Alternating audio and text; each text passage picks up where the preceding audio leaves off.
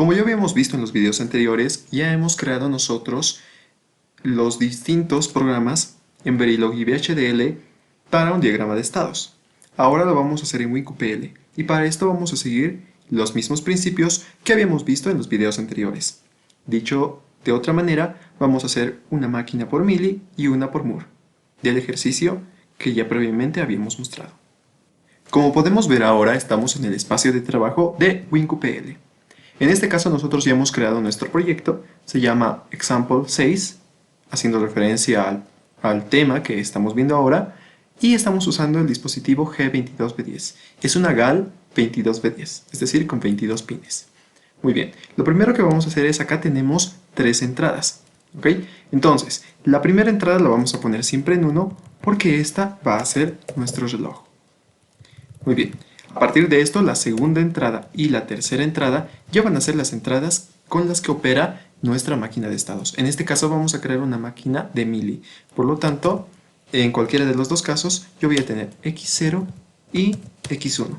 Ahora, ¿por qué es que estamos poniendo X0 y X1 cuando nuestro problema nos indicaba X1 y X2? Y fácilmente podríamos cambiar la nomenclatura de nuestras variables. Es porque en WinQPL necesitamos exclusivamente que nuestras variables estén numeradas desde el 0 para adelante. De otro modo vamos a tener bastantes problemas al momento de simularlo, sintetizarlo. Muy bien, entonces una vez creada ya nuestras 3 entradas, vamos a crear nuestras salidas. ¿Ya? Bueno, primeramente vamos a empezar con el pin 14.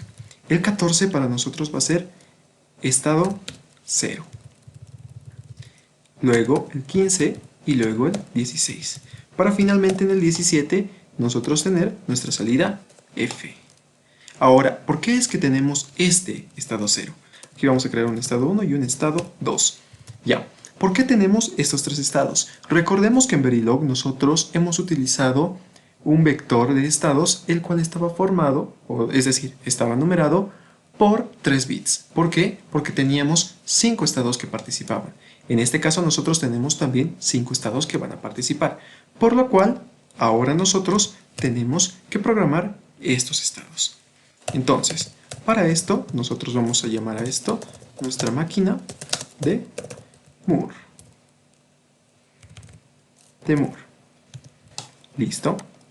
Muy bien, con esto ahora nosotros vamos a iniciar realizando toda la nomenclatura que necesitamos. Primeramente para esto nos vamos a crear un file al cual le vamos a poner cualquier nombre. En este caso yo voy a llamar mi file estados, un igual, y dentro de estos vamos a crear los vectores, es decir, las salidas, o bueno, salidas entradas que nosotros vamos a utilizar. En este caso yo tengo E2, E1 y E0, que van a ser los 3 que yo voy a emplear para mi sistema. Ahora vamos a describir cómo se van a comportar este field con esos estados. Primeramente nosotros vamos a colocar acá un define. Lo que va a hacer esto es definir qué valor va a tomar qué estado. En este caso nosotros vamos a llamar a nuestro primer estado el estado A. Posteriormente le vamos a decir que vamos a utilizar bits. Y acá yo le voy a nombrar a mi primer estado 0, 0, 0. Y ahora voy a hacer lo mismo con todos los estados. Como yo necesito 5, entonces voy a definir 5 estados. En este caso yo voy a cambiar las iniciales de cada estado. Y después su numeración. Y finalmente ya tengo los 5 estados definidos. Yo podría definir más para llenar la tabla, pero son estados que no voy a utilizar. Y si no los voy a utilizar, pero los defino acá, entonces voy a tener problemas al momento de realizar la programación para las condiciones que tiene que cumplir mi sistema. Entonces, para el comportamiento de nuestro sistema, nosotros vamos a crear lo siguiente. Creamos un sequence al que vamos a llamar estados. ¿Por qué? Porque vamos a utilizar el field estados que nosotros ya hemos definido. Entonces, abrimos llaves. Primeramente nosotros vamos a definir qué estado está presente, es decir, qué estado inicia. Y en mi caso, yo voy a iniciar con el estado A. Posterior a esto, yo lo que voy a hacer es dar las condicionantes con if para cada uno de los casos en los que yo necesite cambiar al siguiente estado. Como tal, entonces yo voy a definir, si tengo x0 y también tengo x1, esto lo voy a cambiar en mayúscula, ya que en WQPL sí es importante que yo diferencie mayúsculas y minúsculas. Yo le voy a decir que pase al estado B. Entonces, yo copio esto y ahora defino acá abajo.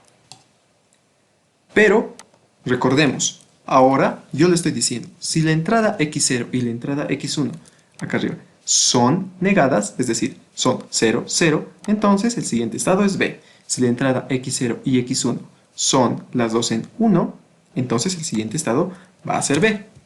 Posterior a esto yo pongo un default. Next, A. ¿Qué le estoy diciendo? Si alguna de las condiciones no cumple esto, entonces por defecto yo me voy al estado A. Quiere decir que para todas las otras condiciones que no cumplan tanto 0, 0 o 1, 1, entonces yo me voy a quedar en A. Perfecto. Entonces, lo que yo voy a hacer ahora es copiar todo esto y replicarlo para todos los estados que yo vaya a definir. ¿Ya? En este caso yo tengo el estado B, el estado C, el estado D y especialmente el estado E. Ahora, yo acá tengo que paso al B. En este caso yo no voy a pasar al B, yo voy a pasar al C. Y acá yo voy a pasar al D. Si yo tengo esto en D, yo voy a pasar al estado E. Ahora, aquí es muy importante que yo primeramente, si se dan estas condiciones, me voy a quedar en el estado E. Pero antes de quedarme, yo voy a hacer lo siguiente. Out F. ¿Qué le estoy diciendo? Que en la salida me muestre un 1, específicamente en la salida F, me muestre un 1. ¿Por qué? Porque el estado E siempre va a tener un 1. Recordemos que en Moore, las salidas acompañan a los estados.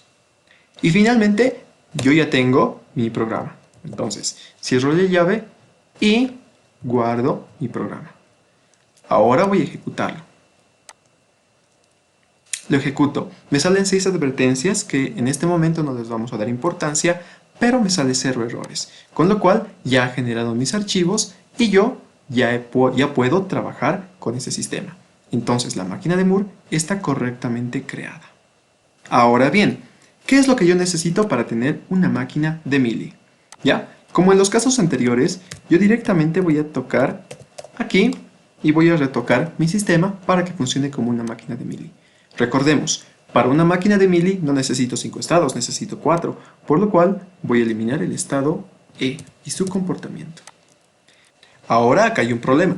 Yo estoy definiendo mi field estados con 3 bits. Eso quiere decir que yo puedo formar 8 estados máximo. Pero yo solo necesito 4, por lo cual voy a eliminar este de acá. Ahora vemos que la salida E2, que pertenece a estados, no se está usando. Entonces yo simplemente voy a pasar a eliminar ese bit que no estoy empleando. Y lo retiro de acá también. Y para no generar problemas, también lo dejo de mencionar en las salidas de pines. Con eso yo ya tengo todas mis salidas y el comportamiento de esto. Pero recordemos, ahora el comportamiento en máquinas de Mealy tiene que estar acompañando a las entradas. Entonces acá yo le voy a poner que yo quiero que en la salida, en la última salida, yo tenga F. ¿Sí? Aquí también lo hago. Y el siguiente estado que va a proceder después de D va a ser sigue D. Entonces, con esto yo ya he terminado de definir mi máquina de Mealy. Entonces volvemos a ejecutar.